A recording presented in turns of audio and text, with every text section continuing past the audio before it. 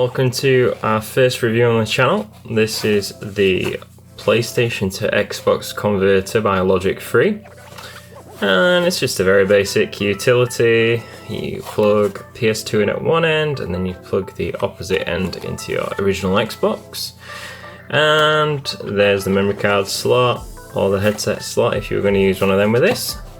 And this is a brand new sealed one I have. See if you can get any text on the back. There you go, PlayStation controller with Xbox. You might be wondering why the hell you would want one of these, and there is many reasons.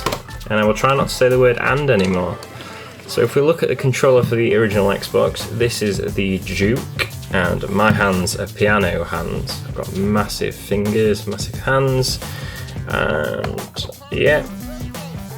Even in this, I kind of dwarf this controller a little bit. Just a little, not too much I'd say.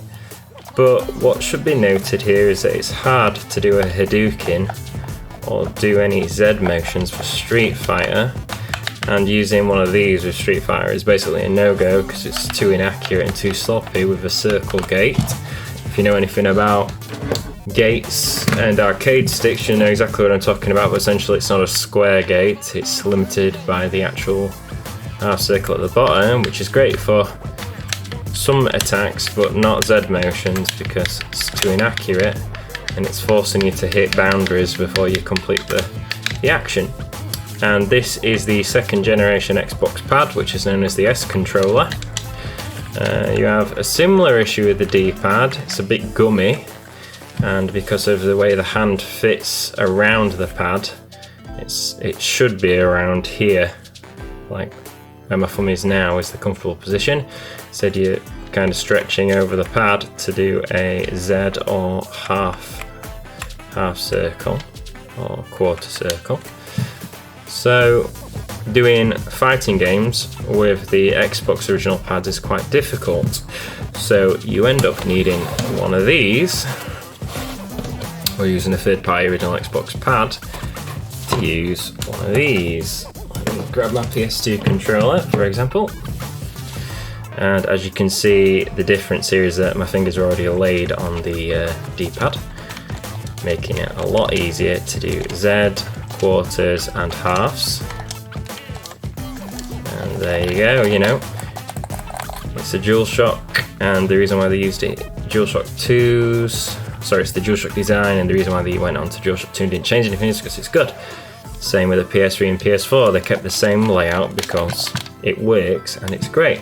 Unlike many other consoles like the Xbox 360 and the Xbox One, they just kept revising and changing the design because essentially it's rubbish. Not that there's anything wrong with 360 pads. I'm just going to try and cut this open as it's new old stock. Hopefully not destroy anything in the time.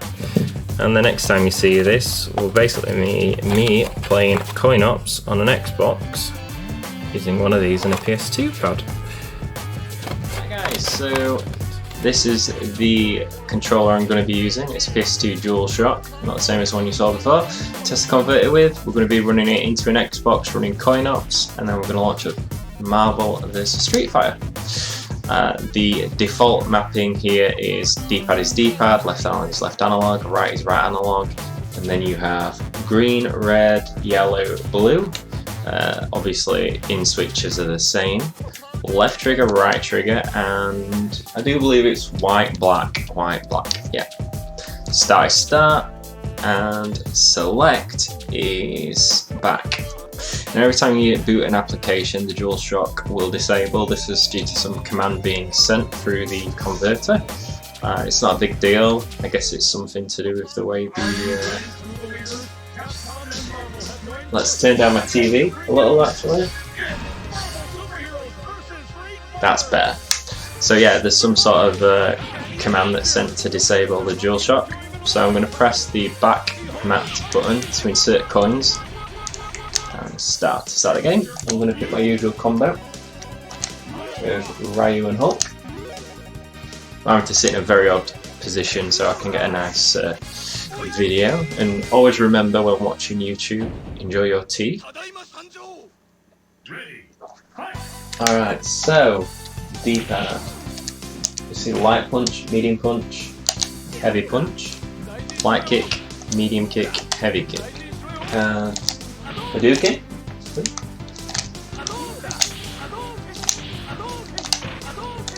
It's not missing a beat. I'm not even going to try and pronounce that Japanese word, but I'm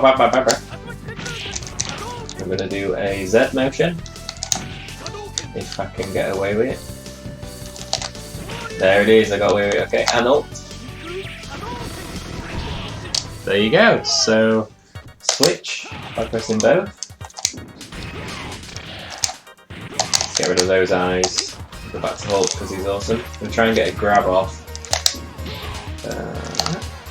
Which is basically a half moon backwards into a punch move. It's actually pretty hard to do with a hook. One of the few characters that requires a reverse one. And if this guy keeps doing the same combination, he's not going to give me a chance to do the grab that I want. I've got it, there it is. And then we're going to follow the ult. There it is. And reversal. I haven't got it charged, I don't think. There it is, I've got it charged now though. Wow. So yeah, and then we're going to do some charge attacks. Cannon. I don't know what that's called actually. It's basically charged characters like Guile. I hope this is all translating well to the video. So yeah, that's Street Fighter. The pad's responding like a boss and the converter's doing its job, so we're going to pull back out of this. Okay. Do I have a gun yet? I don't have any weapons. Okay, I picked stuff up. Why not? Let's dual wield by holding Y. Shoot. Alright, so left trigger, right trigger, together. Reload. Then we have change weapon. We have light. Switch grenade, which we don't have yet. We should have jump, melee, swap, reload, which isn't doing it. Oh, we've got scope with the right analog down, and as you can see, it works great with Halo 2 as well, and original Xbox titles. So, thumbs up for the converters so far. After all that testing, I can finally say I really like this product. It's really good. Now, it does have its bad points. You have to re-switch on the analog button every time an application's changed. Sometimes even when you lose a life, depending on the game. But I didn't buy this to play Xbox games. I've got an Xbox pad for that. I bought this so I could play Street Fighter games on my Xbox. And that problem isn't in those titles, so that's fine. Remember, when buying one of these, don't buy the unbranded ones. I've heard lots of horror stories about them frying your control ports and other such nonsense. So they're just having lots of delay to input because there's a digital processor in them, and that takes time to do its job. But the LOGIC3 one, if you can find one of these, or a similar sort of brand, or one that visually looks like this, definitely buy it. It's a really good product. I really love using this on my Xbox, and that's all I can say about it. What more can you say about a controller converter other than it's good? And now I get the option of using PS2 fight sticks on my Xbox, which I'll have to buy, and it can join my collection of Street Fighter stuff. But anyway, have a great day, have a nice evening, and I'll see you in the next one.